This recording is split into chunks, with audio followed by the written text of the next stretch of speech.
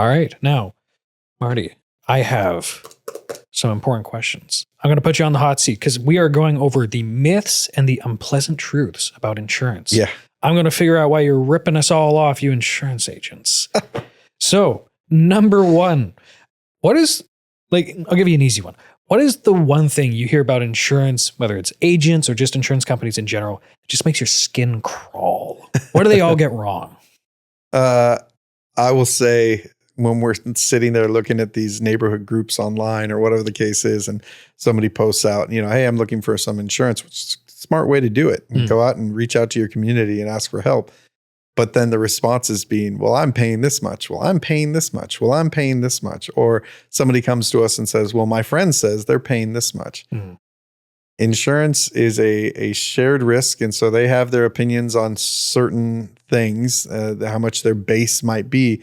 But then it's completely influenced on an individual level by driving activity, types of car that you drive, even credit in certain situations. So there's a lot of factors that make everybody different. And I don't, that one makes my skin crawl a little. And here I thought you guys were just trying to cheat me out of my hard-earned money. Not this time.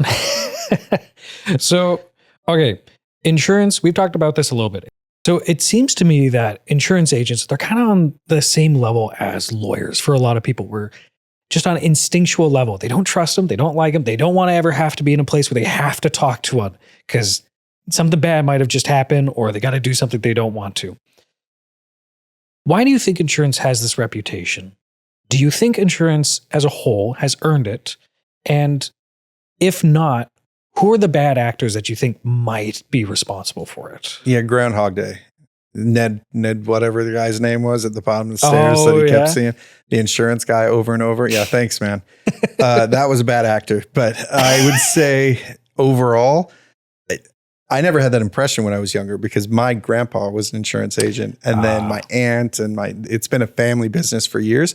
And so I've always seen it as, hey, people really appreciated the work that my grandpa put into them. And even tomorrow, I've got an appointment with somebody that says that they want to meet me in person because they want to tell me about their experience with my grandpa when he used to be their agent. Oh, so that's fun. Those sort of things made it so that I didn't really expect that when I was getting into the industry. I think I came in going, I'm going to be able to jump in and save people money and I'm going to be great. And then I started encountering some of this, exactly what you're talking about, the used car salesman, the lawyer, that whatever they put it in this little category. And I'm like, whoa. And it would be comments like, well, that you're out on the golf course all the time, or that you're just getting rich off of our backs, or whatever the case would be. And it's like, well, okay, that's not at all what's happening on my end.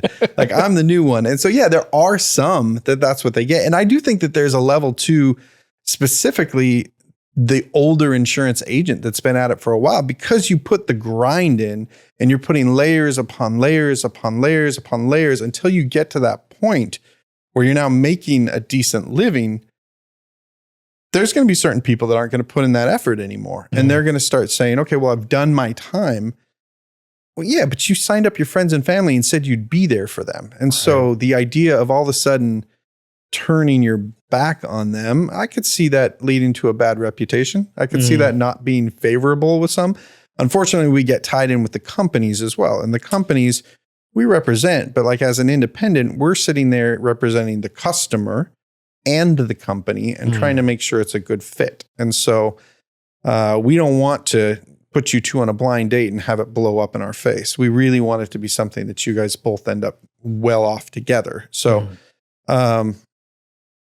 I would say I understand where certain people have that. I would say the majority of insurance agents I know are awesome and love people, and they were the nice people in school. They were the ones that everybody said they were so nice and so kind, and no, they didn't offend people and they didn't upset people. And all of a sudden they get out in this world and they find a job where they can help people and they can assist their families and grow with their families. And I've felt the positive effect of being that nice guy growing up. So I'm not going to complain about it whatsoever. No. Well, and that's interesting because you've talked about that before, where there's this extroverted, very social element to a lot of insurance work. And sometimes that's a bit of the work phase. It's almost a learned skill at a certain point. But there is also a lot of money in insurance, which is great for people who are in there. They could take care of their family. And in like the 2008 crisis, insurance, from what I understand, was actually pretty stable for those families, which was great. Do you think there's also a substantial amount of insurance agents that are especially cheapskates, especially greedy? Like you have your Ebenezer Scrooges and they're just disproportionately in insurance as opposed to, I don't know, nursing? Because maybe I haven't seen them. Really? No, in Whatcom County, at least in this area, I've been in the industry for 17 years. And I would say I would call most of the agents in here my friends. Like they are absolutely good people who care about their clients. They care about their situation. They're putting in the effort. They're putting in the grind. I would say there's some misunderstanding as towards the reputation of an agent when it comes to that. But we are the face of the companies. Right. And so when they do rate increases, we get to answer that phone call. When they have problems with underwriting and they want to complain, we get to make that phone call to the customer.